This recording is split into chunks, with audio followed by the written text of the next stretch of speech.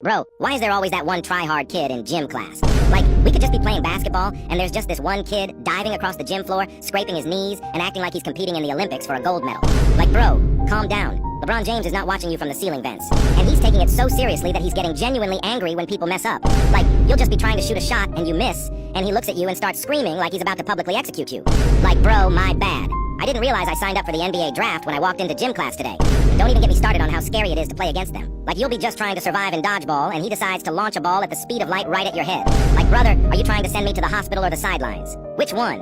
And the worst part is the teacher absolutely loves him. Like, the teacher will try to show a good example of how to do something, and they'll be like, see, this is how you're supposed to play. Look at how much effort he's putting in.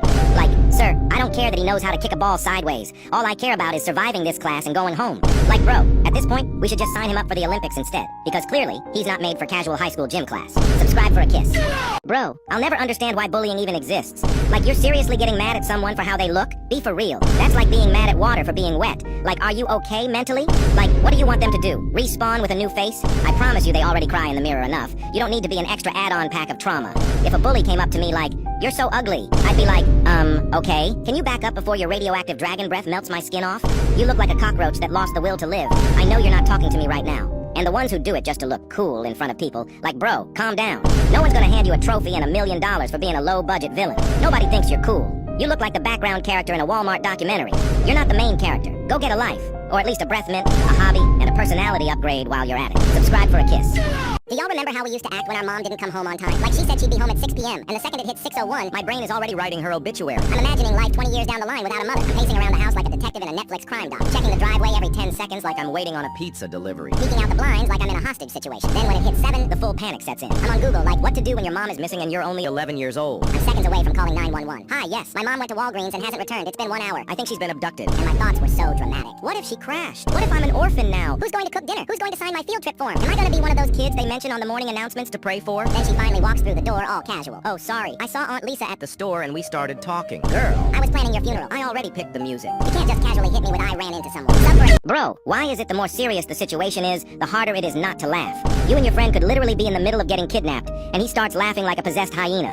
Like, sir, please don't shoot. I swear he's just malfunctioning right now. He'll be back to normal soon. And why does it only happen during the most inappropriate moments? The teacher is telling the most heartbreaking story you've ever heard. My childhood home just burned down last week, and we sadly lost everything.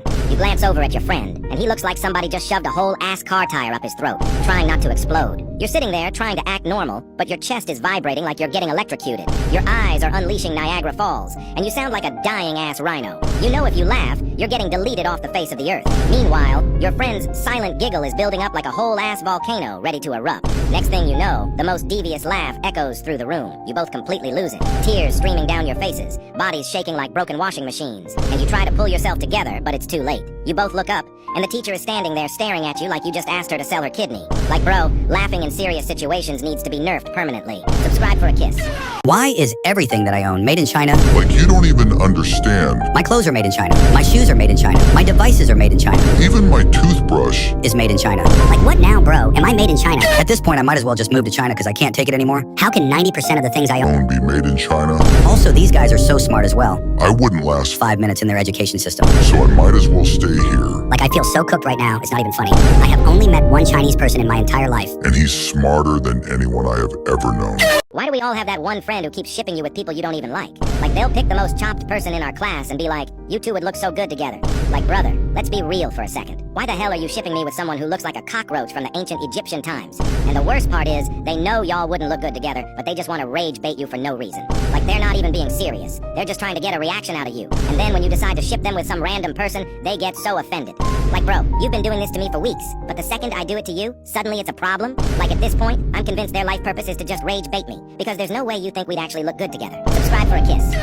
Bro, why do I always get the worst exam paper? Like, everyone around me gets these clean, crisp sheets. Text sharp, diagrams clear. And I'm sitting here staring at a paper that looks like it was Printed using mud and ancient regret. It's just one giant ink splatter with Faint outlines of what I assume Assume our words. but could also be Cave drawn.